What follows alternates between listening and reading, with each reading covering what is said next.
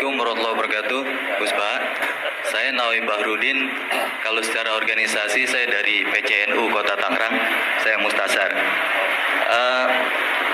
Bersyukur sekali saya bisa berjumpa dengan Gus Baha dan Habib Jindan yang beliau ini keduanya adalah idola saya. Kalau boleh ngaku, saya ini ngaku sebagai santri kalong virtual via YouTube Gus Baha dan Habib Jindan. Jadi sejak kecil saya ini dididik secara tradisi tasawuf yang agak sangat keras begitu ya. Kalau saya boleh cerita nih, ada ponakan saya ini Ustaz Samsuri, kami tuh keluarga besar kami tidak ada yang dulu miara TV, Gus. Televisi nggak ada, bunga bank juga susah gitu. Musik itu haram, speaker nih juga haram nih dulu. Nah, perkembangannya kemudian semakin besar, ada idola-idola kami yang agak keras begitu melontarkan kritik kepada pemerintah yang kemudian itu membuat saya galau gitu ya. Kenapa ulama-ulama kita bersikap terhadap pemerintah keras memberikan kritik? Nah, saya menemukan jawaban bertemu dengan Habib Jindan via YouTube tentunya dulu ya, walaupun saya kebetulan pernah juga silaturahim. Kemudian juga dengan Gus Baha, ini ada perspektif yang berbeda gitu ya, antara relasi ulama dengan umaro. Pendekatannya itu tidak yang kritik, yang bukan sekedar kritik tapi adalah menghujat. Nah, ini saya temukan formula yang sangat menjawab kebutuhan saya pribadi, sehingga istri saya ini udah mulai cemburu sama Gus Baha karena saya terlalu sering nonton YouTube Gus Baha. Gitu. Nah, yang kedua soal sanad ya. Salah satu bukti saya pernah dengar cerita Gus Baha, agama itu adalah bir riwayah. Oleh karena itu perlu sanad. Nah, saya merindukan bersanad dengan Gus Baha nih, tapi kan saya bukan santri yang secara langsung. Oleh karena itu dalam kesempatan ini saya ingin minta rukhsah sebetulnya Gus dan Habib. Kami ini kalau boleh mewakili diakui sebagai murid Gus Baha, bisa bersanad walaupun dalam pertemuan tatap mukanya saat ini aja baru. Mudah-mudahan ke depan bisa dilanjutkan. Terima kasih Gus. Assalamualaikum warahmatullahi wabarakatuh. Nggak apa-apa Ustaz, sahabat aja sekali ketemu Nabi langsung jadi sahabat kok. Baik, Gus Baha barangkali duluan. Kiai Abdurrahman Sahal, Kiai Ustaz Nawawi. Gue sing bagian ngiling-ngiling. Iya. Apa saya Gus? Iya. Begini ya, masalah cangkem elek tadi ya. Bakat tuh sampean? Alhamdulillah sudah bakat. Karena kalau lewat Habib Jindan tidak pantas, beliau biar sempurna saja, tidak usah sanatin. Jadi begini, dulu ketika Sulhul Hudaybiyah itu kan umat Islam sedikit sekali, terus dipaksa untuk pulang dari Mekah, tidak boleh umroh. Terus sahabat berkomitmen berani mati bela-belain Rasulullah SAW. Ketika berani mati ini digojlok sama orang musyrik. Jangan-jangan setelah kami perang betul, kamu meninggalkan Muhammad. Ini yang omongannya orang musyrik. Abu Bakar, itu semua ulama tahu kalimat itu, cuma tidak usah diterjemah. Umsus bidrollat katanya. Itu padahal Abu Bakar yang ngertikan itu. Karena memang ekstrim. Terus kedua, ada orang Bedui itu ngukur seorang nabi itu dengan hal-hal yang kurang baik. Misalnya begini, ya Muhammad, kamu ngeklaim tahu berita langit, coba unta saya yang hilang itu di mana? Katanya tahu berita langit, sekarang tahu nggak unta saya hilang itu di mana? Mobil saya di mana? Begitu juga ketika untanya hamil, gunting itu tanya, Muhammad, kalau kamu nabi katanya tahu berita langit, kamu tahu isinya yang di unta saya ini? Itu ada sahabat yang saking nggak kuatnya demi bela Nabi itu, udah kalau tanya gitu tanya saya terus si tadi orang tadi dibilangin sahabat, nazauta 'alaiha fakanat minha sakhlah. Jadi intinya ini Habib Jindan biar senyum-senyum aja. Jadi intinya kadang atifa sama orang-orang gitu mau tidak mau nggak ada pilihan nih. Kalau yang ma'ruf di Quran ya uffil lakum wa lima ta'buduna min dunillah. Jadi ketika Nabi Ibrahim, ini sering saya patah-patah supaya tidak paham semua karena ini sanad kurang baik. Tapi kebutuhan gitu. Biasanya yang minta itu yang jenisnya ya seperti ini ya. yang sudah cangkem elek cuma butuh legitimasi gitu. Jadi dia butuh nggak tanggung jawab dilimpahkan ke saya. Kalau saya kalaupun salah kafaro saya banyak. Saya kan ngapalin Quran. Kalau orang itu hafal Quran, inna wa ta'ala la yu'adzibu qalban wa al Quran. Kalau kamu sekali salah, adabnya banyak. Kalau saya punya penawar banyak itu. Jadi faja'alahu juzatan tadi. Siapa yang memecahi berhala ini kata Ibrahim? Ya yang bawa kapak. Kenapa mecahin? Mungkin sentimen dia ingin disembah sendiri katanya. Tanya yang bawa kapak. Kata orang-orang kafir, kamu kan tahu berhala itu tidak bisa ngomong, masa disuruh nanya gitu. Otak kamu di mana? Nggak bisa ngomong, nggak disuruh nanya. Otak kamu di mana? Ibrahim balik balik ngendikan, balik mengatakan uffil lakum. Otak kamu lalu di mana? Kayak ditanya aja tidak bisa jawab kok kamu sembah. Jadi di beberapa kesempatan sahabat belain Nabi sampai gitu. Jadi banyak orang Bedui, orang-orang peradaban, karena Nabi itu memang nyatanya mendapat berita dari langit. Mereka terus itu dijadikan alasan. Unta saya hilang di mana Muhammad? Ini di mana? Unta saya ini hamil itu bentuknya kayak apa? Katanya kamu tahu berita langit. Masa gini aja enggak tahu? Ya terus tadi. Saya enggak tahu sahabatnya mungkin kayak gini kan enggak tahu saya. Terus dia ambil. Udah tanya saya aja. Nazauta 'alaiha fakanat minka minha sakhlak. Nazauta itu sudah paling anaknya ya kayak kamu yang nazauta 'alaiha ada usah diterjemah nazauta 'alaiha itu. Tapi potongan-potongan gini tahu kira nazauta 'alaiha itu kayak artinya ya memang dalam banyak hal memang nggak bisa dihindari hal seperti itu. Ya tapi tentu yang suasananya ilmiah bukan hadun nafsi ya, suasananya ilmiah bukan apa? Hadun nafsi. Karena kadang-kadang memang mau tidak mau kayak ya tadi orang-orang yang menghujat Nabi, orang-orang yang apa itu. Kadang-kadang paling efektif itu ya jawab seperti itu. Ya, jawab seperti itu. Itu sudah berapa tadi? 3 kan? Nah, itu bukti bahwa kadang-kadang itu nggak ada pilihan dalam menjelaskan. Ya, tidak ada pilihan dalam menjelaskan. Ya, maksudnya seperti itu, tapi tidak tahu saja. Daripada enggak wahbidan kan kasihan. Saya aja yang jawab.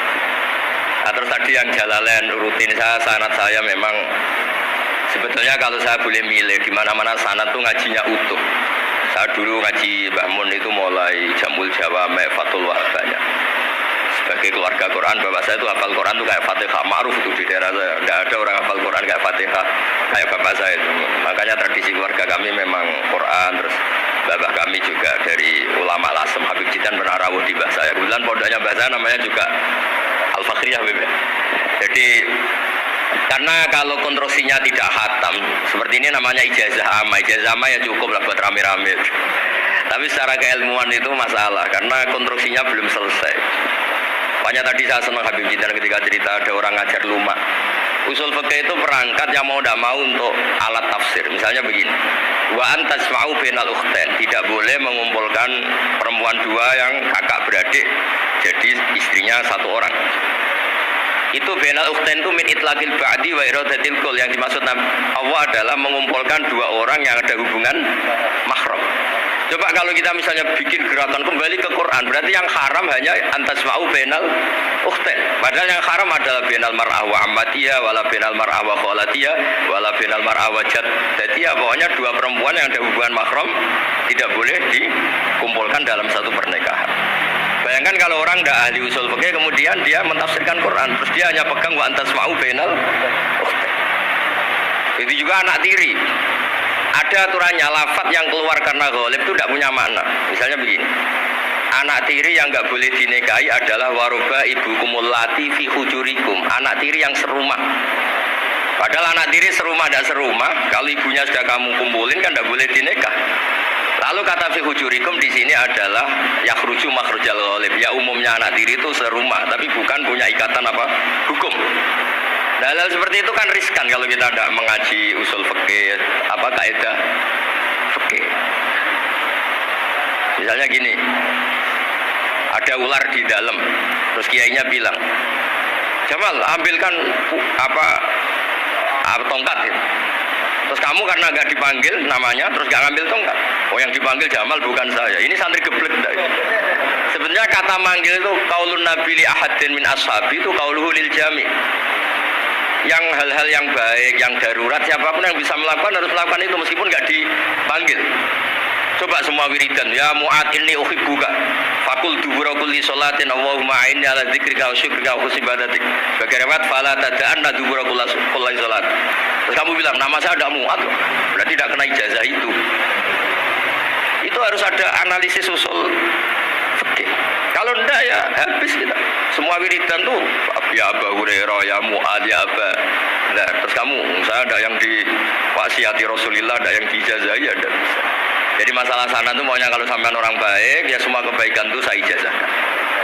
Ya tapi tentu beda yang ngaji betulan sama yang ngaji begini-begini. Ya memang seperti itu, karena kalau ingin jadi ulama konstruksinya memang harus utuh.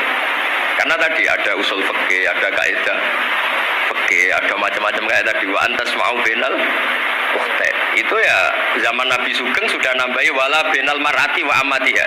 Tidak boleh menikahi istri dan budenya atau bulenya. Nah, kenapa Nabi tidak bilang wala bainal mar'ati wa jaddatiha? Kayaknya orang kelainan kalau kepikiran seperti itu. Loh, kalau bule itu masih masuk lah. Ya misalnya istri kamu 17, bulenya 27 kan, oh cantik budenya kan masih bisa mikir gitu.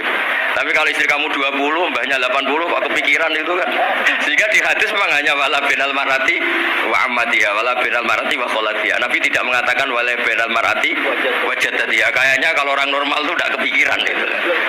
Ya tapi apapun itu nyatanya Quran hanya wa antas ma'u bainal ukhtain. Itu kalau nggak dijelaskan pakai usul fikih, ini min itlaqil badi wa iradil qul secara balaghah.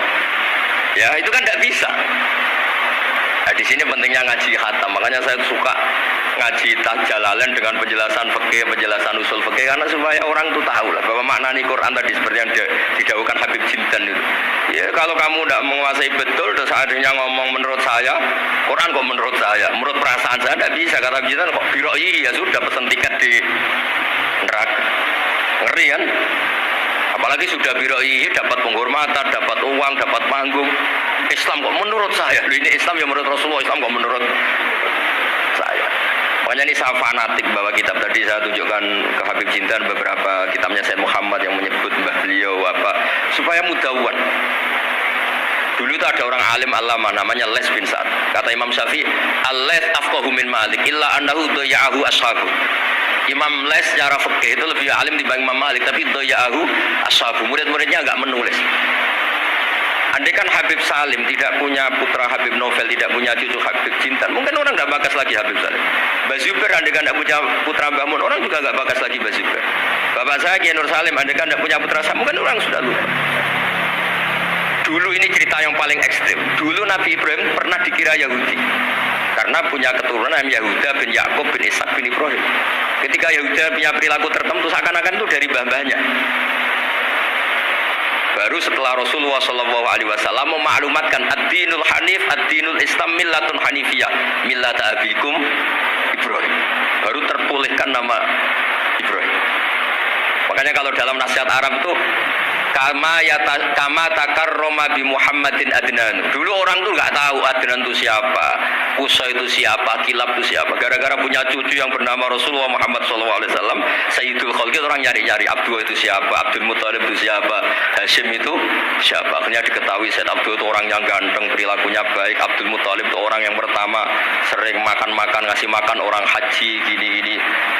Dikatakan Syaibatul Hamdi karena terus orang ini dikatakan wasumia fisul bin Nabi sallallahu alaihi wasallam dzakara wa taala walabba. Ini dikatakan Qusay litaqasi fi biladi qudaatal qasiya. Terus dikatakan Kilab likasrati takalubi fil ardi karena orangnya aktif, sering berjuang di mana-mana.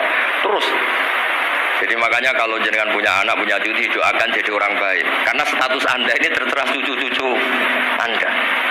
Lho nggih misalnya bapaknya sampean alim terus putune nak domino di situ, mabuk-mabuk di situ. Jadi dikatakan makam keramat apa tempat mabuk. Nah, makanya dzurriyyah ini penting. Makanya ketika Allah memberi hadiah pada Rasulullah Muhammad SAW kepada semua nabi, itu disebut wa ja'alna dzurriyyatahu humul baqin.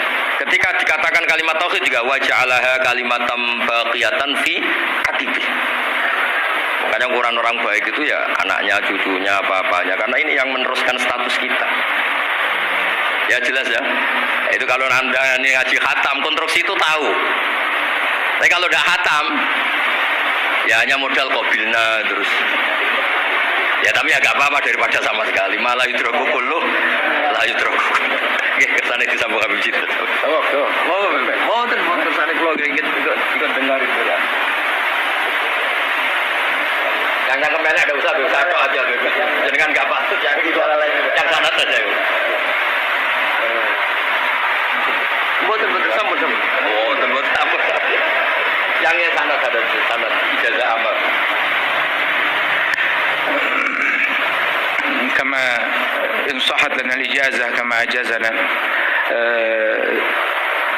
سيد الوالد الحبيب نوفل بن سالم بن أحمد بن جندان عن والده الحبيب سالم بن أحمد بن جندان عن شيوخه جميعا وعن الوالد الحبيب نوفل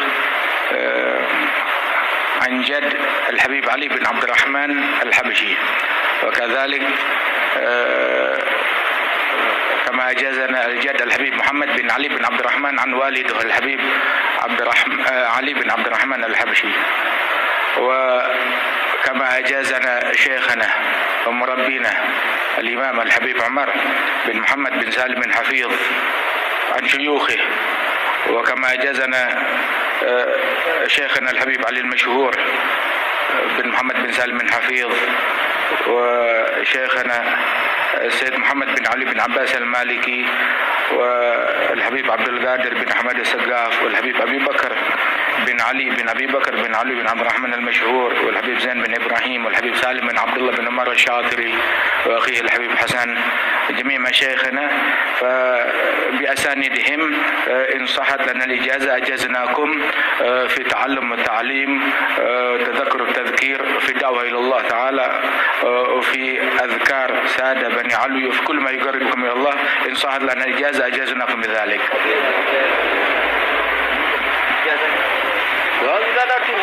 Indonesia loh.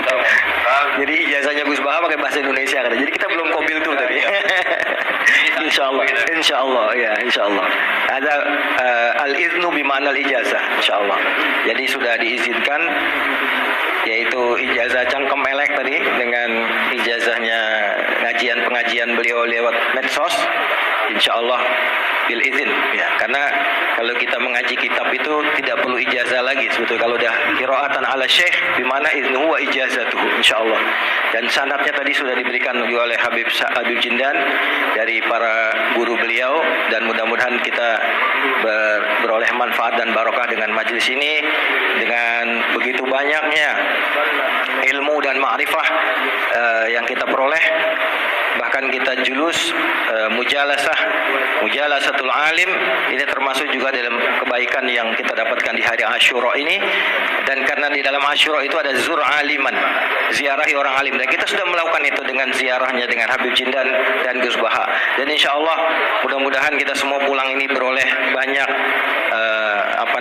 gembolan pahala ya, insya Allah ya, gembolan pahala dan ijazah dari kedua beliau insya Allah ya.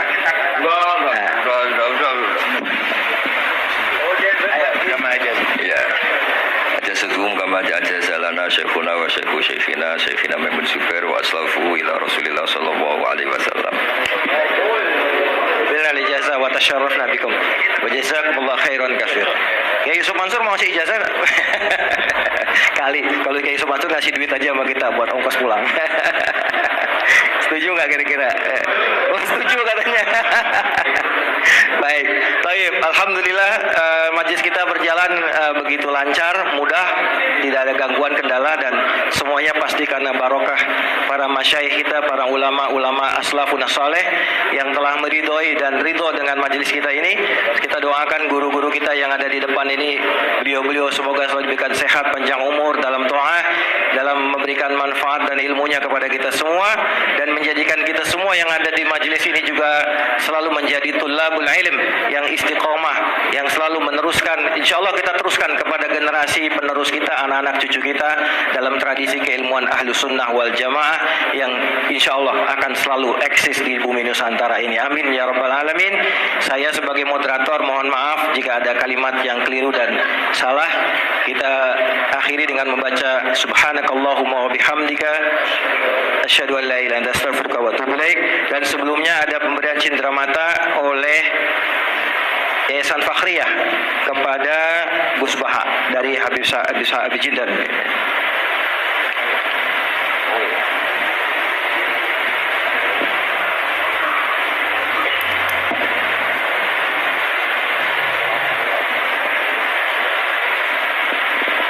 Sallu ala Nabi Muhammad. Kita senang dengan keberadaan beliau berdua ini, Masya Allah. Dan yang kedua dari Assalamualaikum warahmatullahi wabarakatuh. Gus Baha, saya Nawawi Bahrudin. Kalau secara organisasi saya dari PCNU Kota Tangerang, saya Mustasar. Bersyukur sekali saya bisa